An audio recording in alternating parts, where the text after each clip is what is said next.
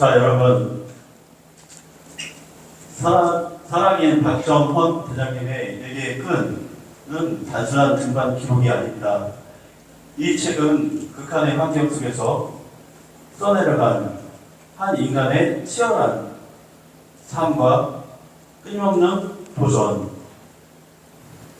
그리고 꺾이지 않는 용기를 오롯이 담아낸 감동적인 기록입니다. 오늘 우리는 이 끈을 통해 우리 안에 잠자고 있던 도전 정신을 깨우는 시간을 가져볼까 합니다. 오늘 강연해 주실 장훈자 강사님을 소개합니다. 큰 박수로 맞이해 주세요. 이거 안 하고. 네, 이거는 마이크 여기. 마이크. 네. 이거는 마이크고요. 그러면은 그걸 하시려면 이것도 해야 돼요? 잡으시고 왼손을 잡으시고 포인트는 네, 안녕하세요. 네, 안녕하세요. 여기 제가 산악인 박정헌 일기를 가지고 또 나왔는데요. 조금 색다른 방향에서 조금 지루하시지 않게 제가 조금 신경을 썼는데 또 들었던 것도 듣는 거 아니야 그런 관념은 좀 빼버리셔도 괜찮을 것 같습니다. 이 박정헌 씨가요, 알고리즘이 떴어요. 제가 저기 그 책밖에 모르는데, 제가 이렇게 관심이 있고 핸드폰에 계속 있으니까 알고리즘이 떴는데, 이렇게 이제 사고를 당하시고 그 일기를 쓴 거잖아요. 근데 그 뒤에는 7년 후에 변신을 하셨어요. 지금 손가락 8개를 잃으셨잖아요. 그래서 거벽 등반가로서의 생명은 끝났죠. 그 악산을, 그 빙산을 어떻게 합니까? 그런데 이분은 무한한 용기로 변신을 하셨는데 뭐가 됐냐면요, 패러글라이더가 되셨어요. 그래가지고 2012년도에 패러글라이더로 살아가는 이야기 해가지고 다큐멘터리로 제작되어가지고 2012년도 5월에 방송이 되었대요. 그러면서 하시는 말씀이, 히말라야는 내게서 8손가락을 가져간 대신에 내게 무한한 자유를 주었다. 새가 되셨어요. 새가. 거기 거벽 등반가요. 그 알피니스트 가장 등반 중에서는 가장 험한 그 빙벽, 빙산 이런 거를 원역 체력도 뛰어나시고 원역 있잖아요. 중학교 때부터 특출하셨으니까 그렇게 도전 정신이 강하셨는데 거기에서 낙담하시지 않으시고 뭔가가 그 무한한 용기를 제가 봤습니다. 그 용기의 세계가 무궁무진하구나. 저는 용기가 너무 넘는 사람인데 그 용기의 그 매력에 있잖아요. 푹 빠졌어요. 이게 불사조구나. 그런 생각이 들었거든요. 근데 이분이 이제 전체적으로 볼 때는 안나푸르나와 에베레스트 남서벽을 한국 최초로 등정을 하셨죠. 근데 이게 동계 시즌은 더 힘들잖아요. 하계보다. 동계 시즌 등반에 성공한 기록이 있는 거예요. 그리고 이 히말라야, 2005년 히말라야 촐라체 북벽에서 6,440m인데 이거를 최초로 등반하셔가지고 사고를 당하셨잖아요. 우리가 알다시피. 그 9일간의 사투를 그 책으로 풀어내신 거죠. 그렇게 하면서 이제 패러글라이더까지 되셨는데, 그 히말라야에서 패러글라이더를 하셔가지고 그 조그만 산이 아니고 참 포부가 크셔요. 원래 있잖아, 스케일이 크신 분에 그거 다 남다르더라고요. 완전히 뭔가 대성 부른 나무는 떡잎부터 한다고 이게 비범하시더라고요. 그래서 전에는 그 멋있는 히말라야 그거를요, 그곳을 새처럼 그 카메라로 다 찍어가지고요, 그거를 다 감상하시고 또 우리들을 또 행복하게 해주시고 그런 무한한 의지가 계신 아주 존경스럽고 멋진 분이십니다. 네, 끈이라고 제가 얘기했죠. 근데 이제 제가 말씀드리고 싶은 거는 이 박정원 씨의 끈은 그렇지만 나한테 끈은 무엇일까 한번 생각을 해보시는 게 도움이 될 것 같아요. 그냥 이론으로만 그분 멋지신 분이야, 존경할 분이야 이렇게 하는 게 아니라 내가 배울 점이 뭐고 내가 실천할 것이 뭔가 그게 더 중요하다고 생각하거든요. 그래서 여러분들도 생각을 지금 시작하기 전에 나한테 끈이란 무엇일까 그거를 한번 생각해 두셨으면 좋겠어요. 저도 제가 생각하는 끈을 제가 발표를 할 거거든요, 맨 끝에. 그러니까 여러분들도 나한테 끈은 무엇일까 그거를 자기만의 스토리가 있잖아요. 그런 역사를 한번 풀어내시기를 바랍니다. 사람과 사람 사이에는 끈이 있다고 했죠. 이거 전번에 다 한 거죠. 이 끈의 중요성, 그 끈이 우리를 살게 한다. 우리는 끝내 서로를 놓지 않았다. 한 인간이 먼 길을 돌아서 찾아낸 진정한 사랑과 소박한 행복에 관한 높은 얘기가 아니고 아주 낮은 이야기입니다. 그 일부에 이제 일기가 있어요. 이부는 이제 그냥 쓰셨고, 그래서 이 일기에 대해서만 이제 제가 얘기를 하는데요. 나의 두 다리와 너의 두 눈. 그러니까 이 박정원 씨는 이 흰 눈 때문에 눈이 그 흰 빛에 이렇게 반사돼가지고 눈이 안 보이셨죠? 그래서 이 후배의 눈이 필요한 거예요. 그리고 너의 두 눈. 후배는 다리가 부러졌죠. 거기 크레바스에 떨어져가지고 하선 도중에. 그래서 이 후배는 혼자서는 또 못 살아와요. 이 박정원 씨의 두 다리가 필요해요. 그래서 한 몸 동심일체가 돼야 되죠. 여기는 촐라체 정상. 이제 금방 올라갑니다. 여기 촐라체는 아주 신바람나게 올라갑니다. 여기에 목표를 삼아서 올라갔죠. 그 다음에는 죽음을 향한 여정.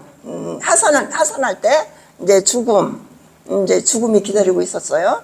그 다음에 우리 사이에 마주 잡은 끈 하나. 이제 어떻게 살아 돌아오는가 그 과정이 나오죠. 나의 두 다리와 너의 두 눈. 이게 있어야 살아나올 수가 있죠. 혼자서는 아무리 천재라도 살아나올 수가 없지요. 살아 돌아갈 수 있을까? 물음표죠. 그런데 이렇게 두 분이 이렇게 동심 합의가 됐어도 이거는 정말 위험천만한 것이죠. 정말 악산에서 얼음산에서 둘 다 사고를 당해가지고 성치 않은 몸으로 살아 돌아온 이야기입니다. 기적 같은 이야기입니다. 네, 양력이죠. 양력이 멋있는 분이 이분이 박정원 씨고, 이분은 이제 입원해가지고 이제 병원 치료 받으시고 있죠. 후배 김정식 씨와 박정원 씨 오른쪽에 얼굴이 해맑으시죠. 얼굴이 선량한 인상이에요. 딱 봐도 따뜻한 분이시구나 그걸 느낄 수가 있어요. 이제 좀 양력을 소개해 보자면은 거벽 등반가고 중학교 때 등반에 입문했어요. 일찌감치. 19세 때 또 히말라야를 가셨죠. 초호유에서 히말라야를 가셨는데 셰르파의 죽음을 목격하고서는 방황을 하셨죠. 그래도 이 길을 가야겠다. 이제 이 길을 버리지 못했어요. 운명이겠죠.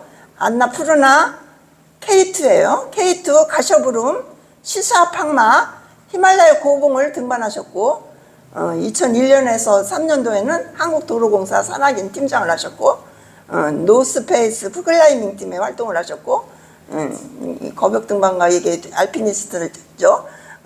또 1994년에는 안나푸르나 8,091m를 등정하셨고 그 다음에는 에베레스트를 등정하셨고 2000년도에는 K2를 무산소로 또 등정하셨어요. 8611m. 그 다음에 3년 후에는 장애인 셋과 함께 아프리카 최고봉 킬리만자로에 오르십니다. 그래서 이분이 8000m 고봉을 8자를 정복한 기록을 보유하신 분이에요. 그래서 어마어마하신 분입니다. 네. 3일 만에 정상을 밟았죠. 1월 달에, 겨울에 했다고 했잖아요. 그 기록을 세웠다고 했죠. 최강식 씨. 아까 제가 잘못했어요. 김강식 씨라고 했는데 최강식 씨입니다. 하산 씨의 후배가 이제 빙하 계곡 크레바스에 빠졌어요. 그래서 이제 며칠째 물과 음식을 굶고 손에는 동상이 얼어서 손도 말도 안 듣고 또 얼굴도 찢어지고 저기 후배는 또 떨어졌기 때문에 다리가 부러져서 다리를 못 쓰고 그 두 분이 다 중환자의 몸으로 영하 20도 지금 우리가 춥다고 하는 날 영하가 몇 도죠? 감히 저기 비유를 할 수 없겠죠? 이틀 밤을 산에서 보냅니다. 모든 사람들은 그분들은 이제 사망이야 그렇게 추측할 수밖에 없었겠죠? 그런데 기적적으로 9일 만에 살아서 돌아오십니다. 뭐 때문에 살 수 있게 됐죠? 그냥 거저 기적이 되는 것은 아니죠. 기적은 거저 되는 게 없죠. 세상 공짜 없다고. 강인한 생명력과 아름다운 동지애가 있죠. 또 삶의 열망이 진짜 끌어올랐어요. 두 사람 사이에는 믿음과 우정이 있어가지고 서로를 살린 거예요. 서로를. 혼자만으로는 안 돼요. 마음이 따로따로 해도 안 되고 서로가 내가 나고 내가 당신입니다. 이렇게 한 몸이 되었을 때 이런 기적이 일어날 수가 있어요. 그래서 이 박정원 씨는 손가락 8개와 발가락 2개를 잘라내는 고통을 이제 겪으시죠. 거벽 전문 등반가로서의 그 높다란 꿈을 포기할 수밖에 없었죠. 그런데 제 2탄이 나옵니다. 이 알고리즘이 떠가지고 제가 너무 기뻤어요. 그 뒤로는 어떻게 지내시지? 이거 뭐 알도리가 없으니까 책밖에 모르고 옛날 책이고 그랬는데 그렇게 패러글라이더 그 알프스 산맥을 새처럼 누비면서 우리들을 행복하게 해주고 우리가 거기를 직접 안 가지만은 그 자연의 그 장관을 볼 수 있다는 게 야, 참 큰일을 하셨구나. 그 정말 신의 그 솜씨 또 그런 거를 우리가 평소에는 볼 수가 없는 거잖아요. 감히 있잖아요. 생각도 못 하잖아요. 꿈속에서도 볼 수도 없고. 그렇지만 이분 때문에 우리가 그런 것을 볼 수가 있습니다. 저는 인각 유일능이라는 게 생각이 났는데요. 사람마다 제각기 한 가지씩의 재능은 있다. 핑계 댈 사람 없다. 핑계 대면 안 된다. 그 저기 해밍웨이의 노인과 바다가 있죠. 그 노인 산티아고가 말을 했어요. 뭐라고 했냐면은 가장 중요한 말이죠. 인간은 파괴될 수는 있어도 뭐뭐 하지는 않는다고 그랬어요. 패배하지는 않는다. 패배는 없다고 그랬어요. 파괴는 될지언정 패배는 없다. 죽음을 불사하는 정신이 있기에 그 다음에 살 길이 열립니다. 딴 세상이 펼쳐지는 거죠. 우리는 죽었구나. 야, 이게 끝이야. 이제는 절망이야. 그렇지만 거기에서 다시 있잖아요. 봄이 되면은 새싹이 돋아나고 꽃들이 피듯이 겨울에는 죽음이 왔지만은 이 자연의 이치는 진리입니다. 이 박정원 씨를 이렇게 내가 이렇게 써봤는데요. 꿈이 컸죠. 꿈을 행동으로 또 옮겼어요. 여러 훈련을 거쳐서 행동으로 옮길 때 또 여러 고난이 오죠. 근데 용기가 필요하고 모험을 감수해야 돼요. 이 거저가 없어요. 거저가 있으면은 위험 없는 성공은 진정한 성공이 아니다는 말도 이제 다음에 나오는데요. 그래서 꿈이 실천되죠. 그게 꿈이 현실이 되는 거예요. 이것이 바로 기적이라고 생각합니다. 에디슨이 나는 자연의 비밀을 캐내요. 그것을 인류의 행복을 위해서 쓰고 싶다고 하셨거든요. 이분이 박정원 씨가 바로 자연의 비밀을 캐서 그 인류의 행복을 위해 쓰는 이런 것들을 생각이 났어요. 에디슨 이분이 한 것을. 엄청 에디슨이 혜택을 많이 보겠죠. 지금 이 전기도 에디슨, 축음기도 에디슨. 뭐 에디슨이 이 혜택을 우리 후손들이 너무도 다양하게 그분의 노고로 인해서 유산을 많이 물려받았죠. 근데 이제 연대를 생각했는데 이 연대, 유대라고 했는데 연대가 더 맞는 것 같아요. 이 공동체. 근데 이 프랑스 소설가 베르나르 베르베르의 소설이 생각이 났어요. 개미라는 소설이 있거든요. 5권이나 돼요. 엄청 두툼한데 그게 저기 베스트셀러가 됐어요. 근데 이 조그만 개미를 갖고 연구를 많이 하셨어요. 그래서 이 개미, 그 하찮은 개미 속에서 그 연구를 한 그 대단하다는 생각이 들어요. 그 인간의 저기 탐구력이라든가 이런 이 지혜 이런 거 하나님으로부터 이렇게 물려받은 신으로부터 물려받은 것들. 이 생존 방법을 터득했거든요. 이 개미가 처음에는 흰 개미들이 저기 우세를 했어요. 흰 개미들이 했는데 흰 개미들이 단결을 하는구나. 그게 단결을 하니까 도움이 되네. 그걸 알아차렸어요. 그래가지고 지금은 이 검정개미가 대세가 돼가지고 공동체에서 가장 있잖아요. 성공한 공동체래요. 하물며 그거 있잖아요. 사막 그 열기에서도 살아났고 또 집에 있잖아요. 가정에서도 살아남고 적응력이 이 연대 때문에 살아나거든요. 근데 개미들은 싸우는 데서도 미립이 나기 시작했다고 하는데 이 미립이 뜻이 좀 어렵다고 생각했는데요. 경험을 통해서 얻은 묘한 이치나 요령이 미립이래요. 그리고 우리도 그렇죠? 경험을 하면은 나이도 거저먹는 거 아니야. 뭔가가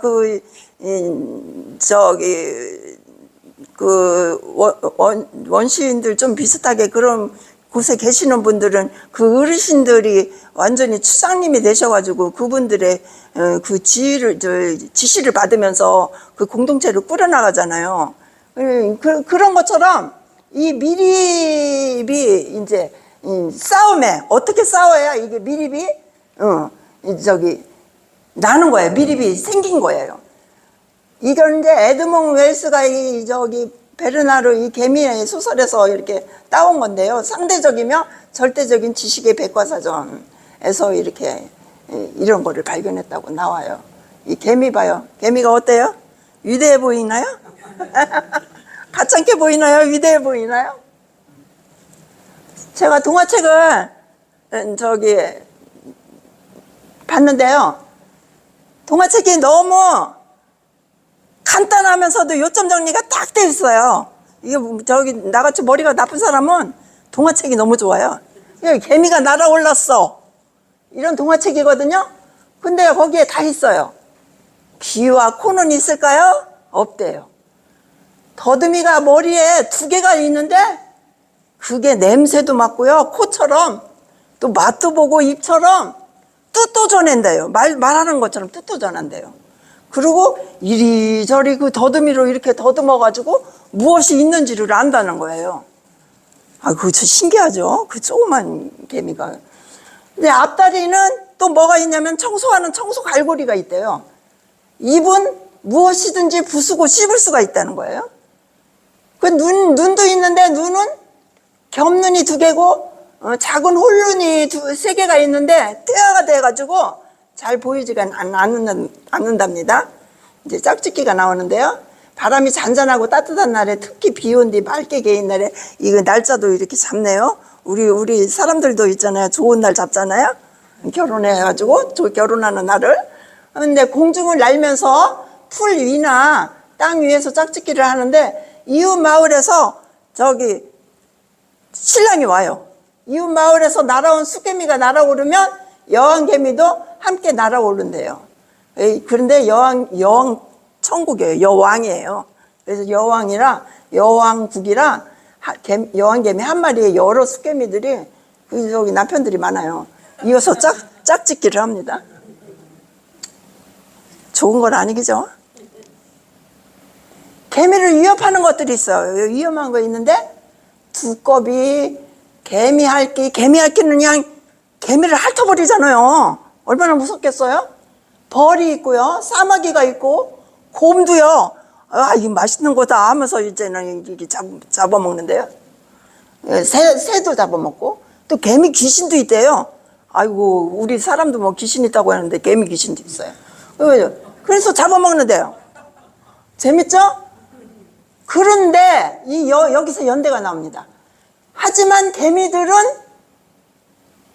여럿이 함께 하면은 뭐를 잡아먹는다고 그랬어요? 두꺼비를요. 구멍이라는 구멍은 다 있잖아요. 합세해가지고 다 들어간대요. 입으로, 눈으로 막 다 들어가고 침투해가지고 다 갉아먹는데요. 막 돌진해가지고서는 얘네들이 있잖아요. 완전히 군대 있잖아요. 군대식이에요. 막 군대 막 저기 하듯이요. 떼거지로 몰려들어가지고서는 이거 완전히 한 몸이에요. 그래가지고 저 있잖아요. 저 두꺼비가 얼마나 큽니까? 개미하고? 째비가 됩니까? 째비라는 말이 이상하네요. 이거 일본 말인가요? 이런 있잖아요. 신이 지혜를 준 거예요. 근데 이제 죽음이 있죠. 죽음은 누구한테 어떻게 죽냐면은 사람 발에도 밟혀 죽어요. 개미 안 밟게 조심하세요. 불쌍하잖아요. 커다란 빗방울에도 죽는데요. 살충제가 또 있죠. 살충제로도 죽고, 더위가 심해도, 가뭄이 심해도 죽는다고 그래요. 근데 이 개미는 소통과 유기체가 뭔지를 안다는 거예요. 그래가지고 이 페로몬 뒤에 이제 개미들이 말하기 위해서 이 페로몬이라는 물질이 나왔는데, 이 페로몬 물질을 내어서 생각도 전달하고, 먼 곳에 먹이가 있으면 먹이가 있다고 또 신호도 보내고, 또 같은 식구가는 우리 같은 식구가 아닌가는 냄새로 또 안 되는 거예요. 이 페로몬이라는 게 이 중요한 이게 있어요. 이게 완전히 핵심이에요. 근데 이제 문제가 일어나잖아요. 이제 공동체에서 문제가 일어나면은 이게 누구 때문에 이런 문제가 일어났어 하면서 범인 찾는데 몰두하는 게 아니라 왜 문제가 일어났지? 어떻게 이 문제를 해결하지? 이런 거에 집중을 한다는 거예요. 지금 누가 잘했어, 누가 못했어 이래가지고 마녀사냥하면은 될 일도 안 돼요. 지금 해결을 보는 게 중요하지. 누구 촉친다고 하나? 너무 막말인데. 아무튼 그렇게 해가지고 사람을 그렇게 해가지고 그 사람을 벌을 주면은 당장은 시원하겠죠. 무슨 문제가 벌써 아이고 속 후련하네. 아이고 응지겠으니까. 그럼 문제 해결은 안 됐잖아. 또 그런 일이 또 일어날 수 있잖아요. 우리는 다 같은 연약하고 다 서로 힘을 합쳐서 다 돌봐야 하는 존재인데 얘네들이 이렇게 한다는 거예요. 그래서 가장 성공한 공동체고요. 또 죽음의식이 있어요. 죽음의식은 지혜로운 문명에서만 있는 거고 피안의 세계를 상징하는 건데, 여왕개미가 사망했다는 걸 아는데도 음식을 갖다 주고 시체실이 있어요. 아니 나도 개미를 유심히 좀 보거든요. 근데 죽은 개미를 데리고 가더라고요. 그래서 먹이가 없어서 저거를 먹나, 저걸 왜 죽은 개미를 데리고 가지? 뭐 그렇게 했는데 시체실에다 거기다 놓은 장사를 지낸다는 거예요. 놀랍죠? 개미들이 말하기 아까 얘기했죠. 위급시에도 또 흙으로 또 공기 진동으로 위험 신호를 또 보낸대요. 와 정말 대단해요. 전쟁을 하나요? 하고 물어보니까 집을 지키기 위해서 전쟁을 한대요. 근데 전쟁에서 이긴 개미들은요 상대방 개미집을 차지해버린대요. 사람하고 비슷해요. 그저 전쟁했을 때 그러잖아요. 다 강탈하잖아요. 그래가지고 상대방 알하고 애벌레를 또 키워가지고요. 노예까지 삼는데요. 그 작은 머리에서 이런 게 나온다는 게 참. 그 개미 머리가 얼마나 작아요? 아무리 큰 개미들어도. 들을 게 없을 것 같은데. 참 신기하더라고요. 물을 마십니까? 하고 물어보니까 물을 마신다고 하는데 또 나눠 먹는데요. 커다란 턱이 달린 입으로 물방울을 물어다가 집에 있는 다른 개미들과 나눠 먹는데요. 이렇게 연민도 있어요. 이야, 놀라운 세계예요. 근데 평생 한 가지 일만 하나요? 했더니 평생 한 가지 일만 하다 죽는데 서로 일을 나누어서 한대요. 일개미가 있고 병정개미가 있고 숲개미가 있고 여왕개미가 있어요. 일개미가 하는 일은 먹이를 모아줘. 먹이 열심히 모으죠. 개미처럼 일해라. 뭐 우리 어렸을 때 배운 것 같으죠. 개미처럼 부지런히 뭐 일해라. 그리고 여왕개미와 애벌레를 또 돌보는 일을 해요. 그리고 집을 지어야 사니까 집 짓는 거를 또 맡아서 또 일을 하고요. 그러니까 일개미예요. 병정개미는 병정이니까 쉽죠? 개미 가족과 집을 지켜요. 남자들이 국방에 훈련 의무를 하듯이 가족과 집을 지킨대요. 숫개미는 뭐만 하다가 죽어요? 자기 할 일만 하다 죽어요. 이제 특별한 경우가 있는데 이제 특별 상황이 발생되면은 여왕개미가 죽잖아요. 여왕개미는 딱 한 마리죠. 일개미 가운데서 여왕개미가 생기는데 이 신기한 게 이렇게 큰 사고가 나서 이제는 보고가 들어가잖아요. 여왕개미한테 보고가 즉각 들어가요. 일개미 몇 마리 죽고 병정개미 몇 마리 죽었음. 그렇게 하면은 똑같은 양의 알을 이 여왕개미가 낳는데요. 그래서 공동체를 유지한대요. 야, 그래서 숫자를 조절한다네요. 서로 크기가 다릅니까? 서로 크기가 다르겠죠. 종류 따라서 크기가 모양이 제각각인데 같은 종류라도 영양 상태나 하는 일에 따라서 크기가 다른데 여왕개미가 최고 커요. 여왕이죠. 일개미에 비해서 크고 병정개미는 또 일개미 가운데서도 크야 전쟁을 하겠죠. 머리와 몸집이 커요. 더 커요. 일개미보다. 근데 이제 처음 태어난 일개미 있잖아요. 깐난 애기들. 얘네들은 영양이 부족해서 다른 일개미보다는 작다고 하네요. 재밌죠? 사람에게 해로운가요? 절대 해롭지 않대요. 지렁이보다 더 많은 흙을 옮긴대요. 흙을 이리저리 옮기는 동안에 땅이 기름지게 변해가지고 농사 짓는 데 도움이 된답니다. 우리 개미를 사랑하고 아낍시다. 개미집 안에는 장례문화가 아까 했죠.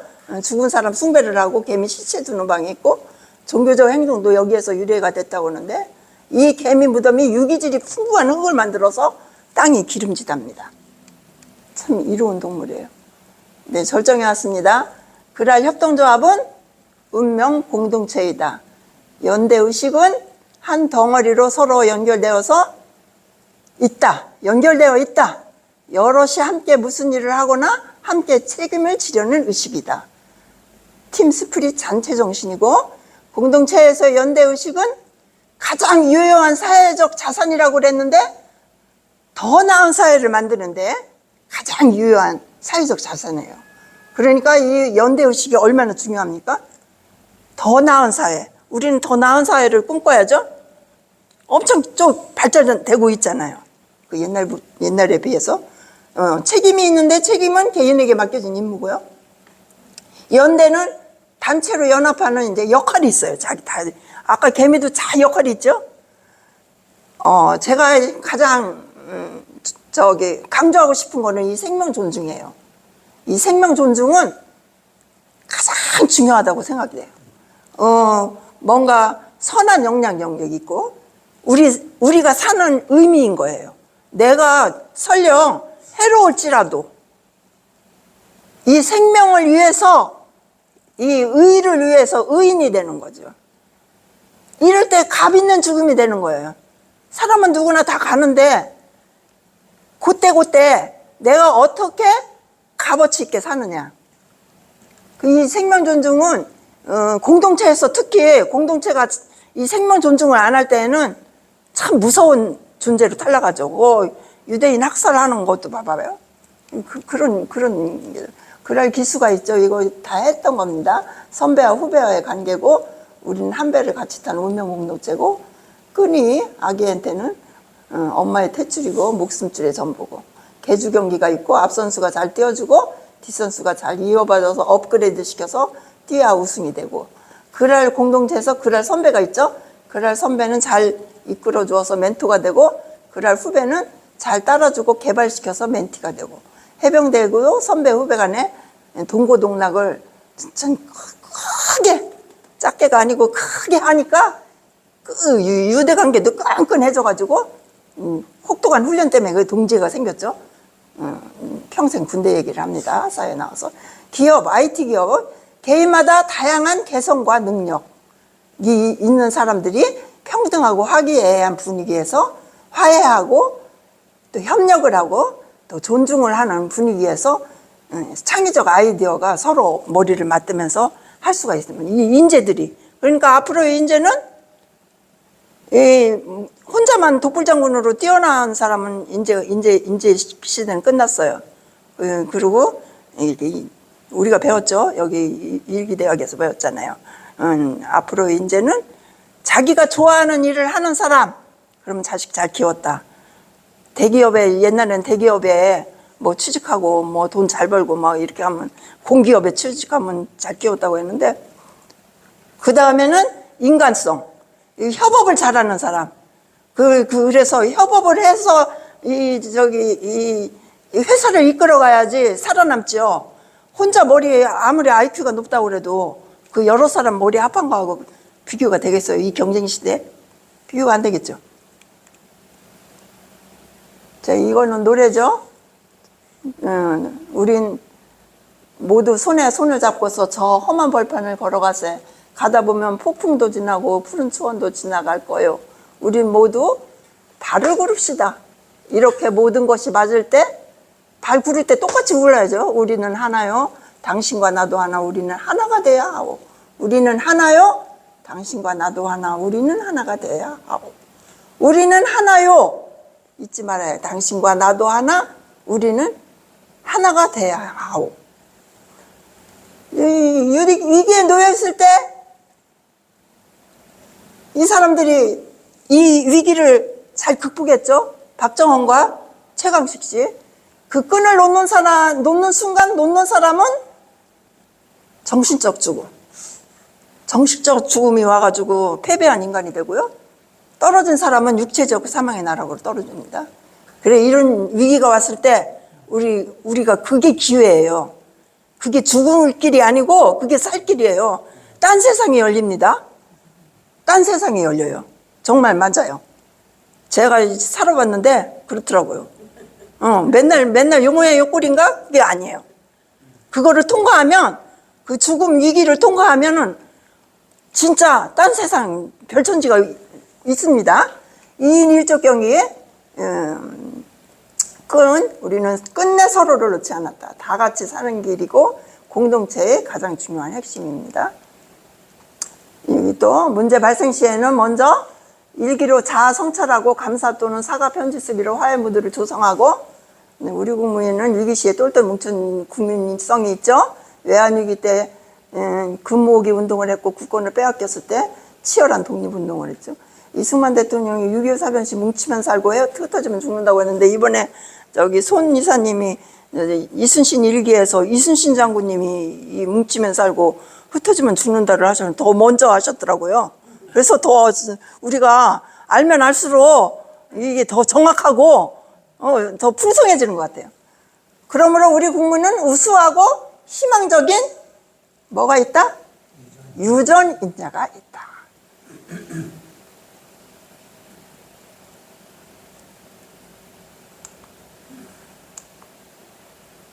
왜 자꾸 이게 되죠? 이게 왜 나온 게 또 나오지? 위에 걸 눌렀어. 죄송합니다. 위에 걸 눌러서 거꾸로 갔네요?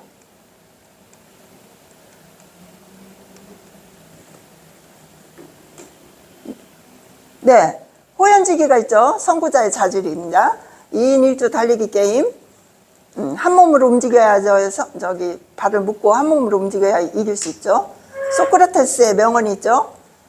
우리 이 삶에서, 이 짧은 삶에서 나의 소명이 무엇인지 치열하게 고민하고 생각을 해라. 내가 잘하는 거, 가치 있다고 여기는 일을 찾아서 매진하라. 그 일에서 성공하라. 의미심장합니다. 그래야 나중에 세상 떠날 때, 야, 잘 살았다 하고 뿌듯해하고 행복하게 떠날 수가 있겠죠? 네. 그날의 아름다운 미래는 살아남는 것을 확신하고 번창번성할 것을 확신합니다. 온 국민이 일기 쓰는 그날까지 우리는 돌진합니다.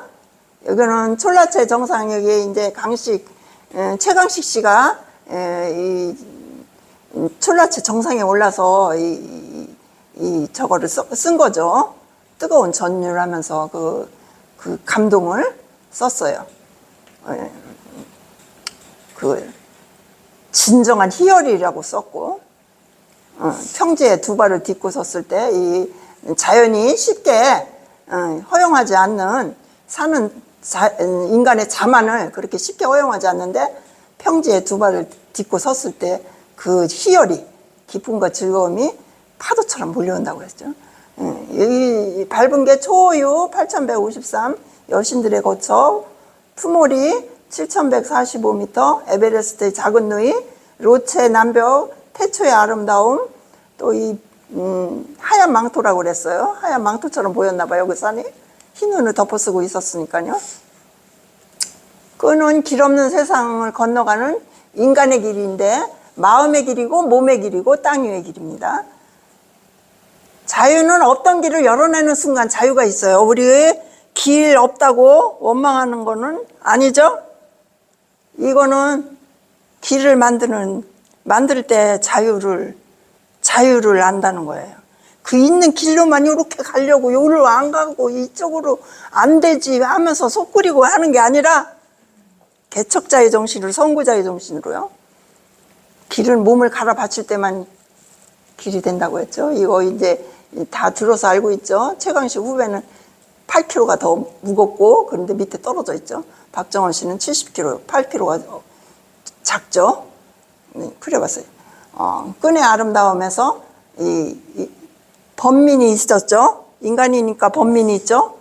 이 로봇 같으면은 그냥 불도차처럼 그냥 아무 생각 없이 갔을 거예요. 그렇지만 우리 인간은 다 생각하는 동물이잖아요.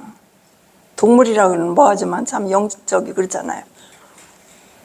영장이잖아요. 그렇기 때문에 이런 거를 극복하고 이겼다는 거.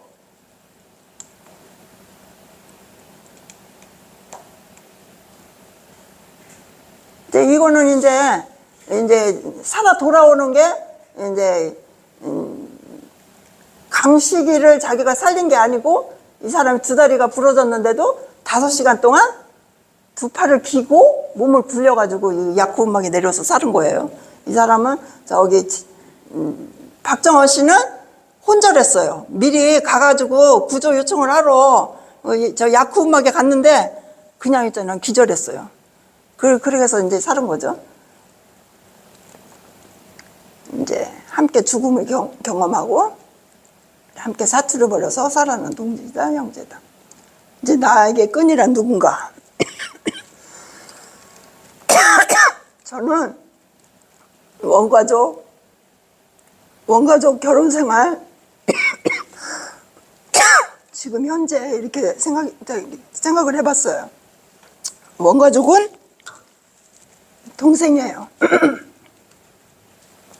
이 나이에 평생 처음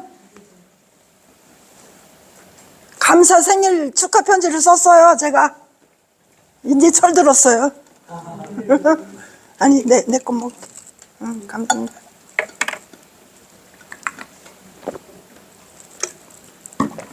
그러니 그거를 찍어가지고 송글씨 쓴 거를 사진 찍어가지고 보내니까 동생이 가슴이 울컥했다고 그러더라고요. 제 결혼 생활에서는 제 딸이에요. 이 부도나고 어려운 시기에 서로 위로하고 격려하고 부축하고 크리스마스 카드가 있어요. 이거는 짤막하니까 제가 소개를 하려고 그래요. 지금 현재는 나 자신입니다. 나 자신을 아끼고 소중히 여기고 일기로 대화도 하고 내가 좋아하는 걸 살피어서 보살펴도 주고 그러니까 행복이 스멀스멀 피어오릅니다. 정말 딴 세계가 따로 없어요. 나를 사랑해주고 나를 아껴주고 나를 행복하게 해주는 지금이 가장 좋은 시절이더라고요. 헤즐릿이 자기를 가치 없어 하는 사람은 타인에게서도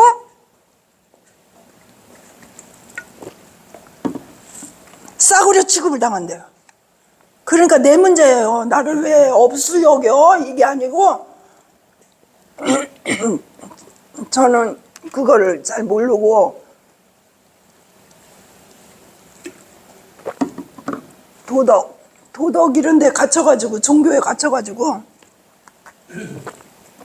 타인을 위해서 내가 희생하고 이렇게 살아야 잘 사는 건지 알았는데 인문학 책을 보고 이렇게 하니까 내가 우선 큰 거목이 돼서 내가 커서 그늘을 크게 만들어서 그 그늘 밑에 사람을 쉬게 하는 게 잘 사는 성공하는 삶이다 이걸 알았어요. 정말 늦게 알았어요. 너무 참 엉뚱한 세월을 참 힘들게 보냈어요. 그렇지만 지금이라도 이걸 알게 돼서 감사하게 생각합니다. 그래서 제가 마지막으로 인간의 아름다움은 뭘까 했는데 굽힐 줄 모르는 삶의 의지로 살아내는 것이 인간의 아름다움이라고 생각해요. 그래서 제가